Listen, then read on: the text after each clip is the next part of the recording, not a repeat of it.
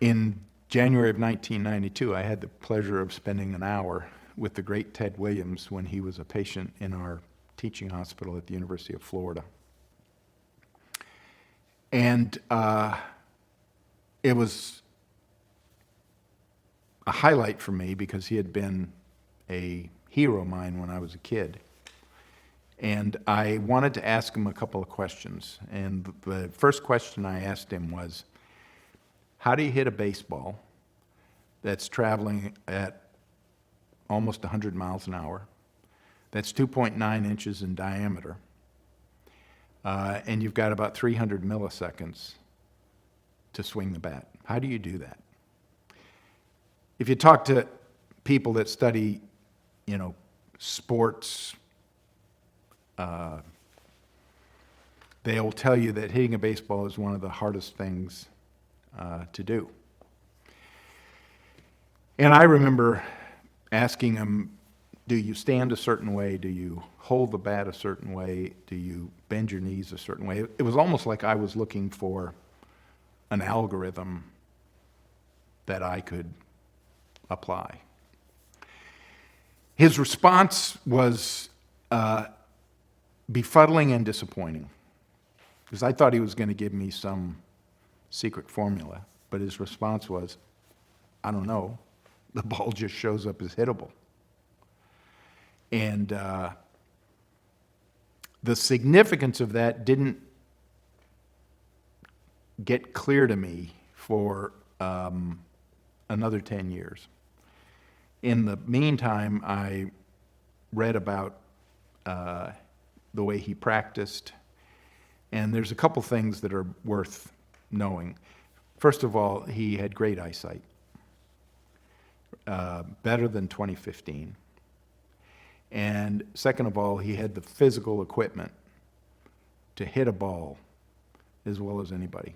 Most people would say that he is one of the 2 or 3 greatest hitters to ever play professional baseball in the United States.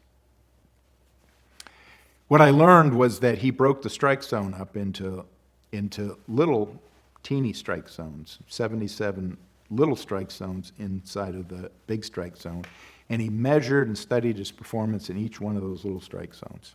He watched hundreds and thousands of hours of video, and his vision was so good, his eyesight was so good, that he could see the ball come off the pitcher's hand, and he could see the way in which the pitcher's hand rotated as he let go of the ball. And of course, that hand movement contributes to the way in which the ball is going to behave as it makes its way towards home plate.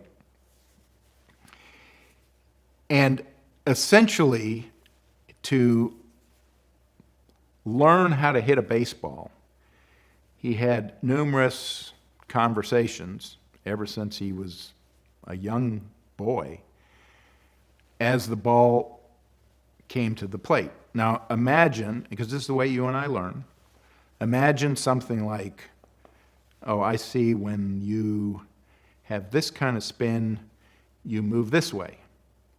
And when the pitcher releases you this way, it's likely to be a fastball, something like that. So many, many thousands of conversations taught him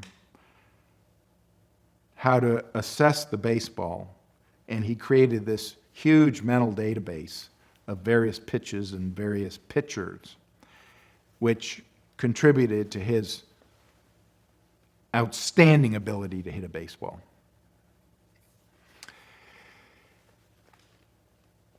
What that experience helped me understand was that much as there's a language of medicine that gives us access to the domain of medicine, there's also a language of hitting a baseball that you can master.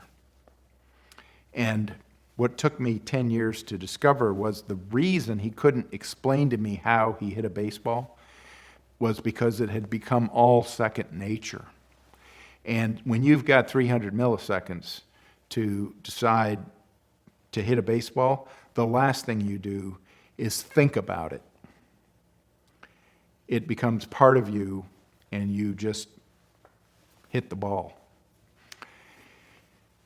So in the domain of leadership, this concept of hitability refers to whether or not a particular leadership challenge that you and I might be dealing with shows up for us, occurs for us as hittable, as doable. Yes, I can solve this.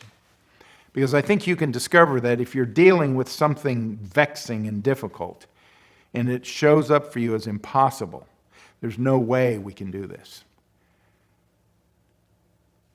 That's much less desirable than if you say, yeah, this is a big challenge, but we can handle it.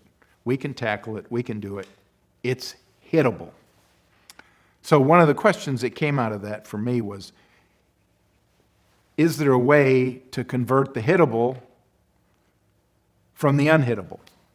How do we take the unhittable and make it hittable? What if life itself, in spite of all of its challenges and difficulties, what if life itself showed up as hittable?